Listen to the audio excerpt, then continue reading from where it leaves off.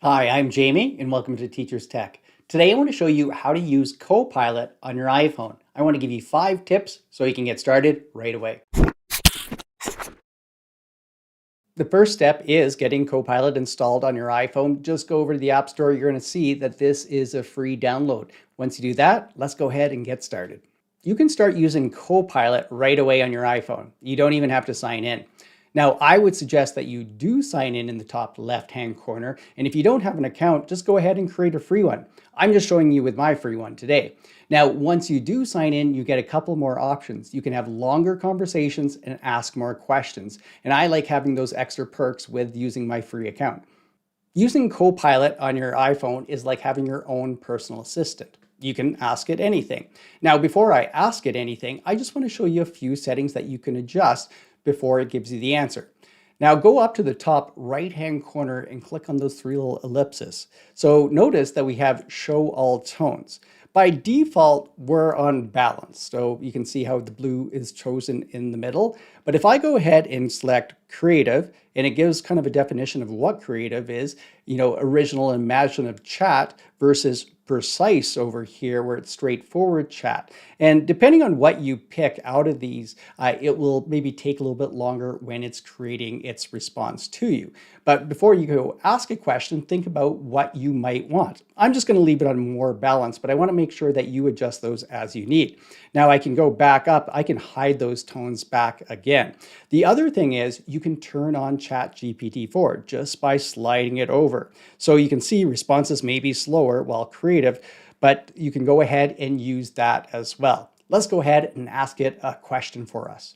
Now let's go ahead and ask it anything. So just click on in the bottom where you can start typing, and I'm just going to go and ask it what are the best beaches to go to. And let's see what type of information it gives me back. Now you can see the response that they gave me, and they brought this information from a few different sites, which are down at the bottom where I can click on those and see where they pulled this from. Now, when you're asking it to do something, you can go ahead and ask it by just with your voice. So click on the little microphone and ask it a question. What should I pack on my next beach vacation? A beach vacation is a great way to relax and enjoy the sun, sand, and sea. But before you go, you need to pack the right items to make your trip comfortable. As you heard, it even reads it to you.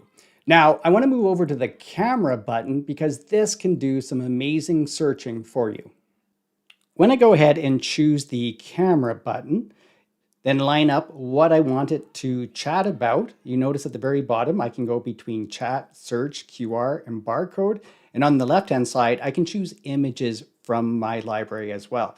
But let's just go to chat. And once I got that lined up in my camera, I'm just going to click on the chat, and you're going to see that it comes up with Ask Me Anything. And I'm just going to say, what is this? And send that away. It came up with the correct response of what was sitting on my desk, and it even gave me some ideas of how I could dig into this further. Now, this could come in handy if you're outside looking at types of flowers or animals, and you can do this same thing.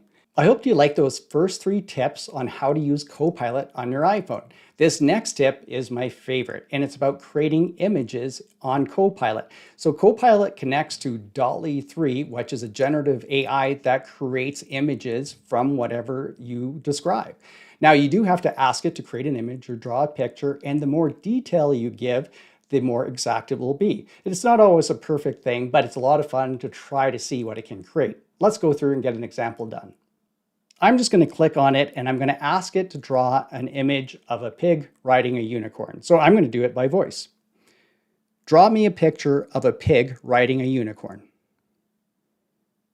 And I'm just going to go ahead and send that now, and it's going to go through and attempt to create this.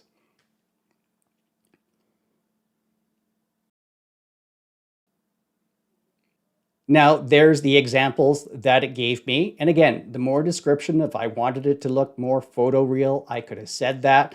Now I can go ahead and click on these. And at this point, since I clicked on that one in the right-hand corner, top right-hand corner, I can go and share it at this point or download it from here. So have some fun creating some images on Copilot on your iPhone.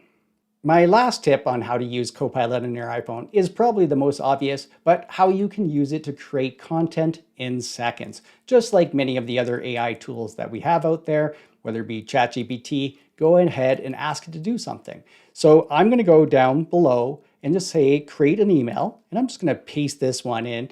It's going to write me an email to my boss asking for a raise. If I go ahead and send this, it's going to go through and write me this that I can copy paste into an email.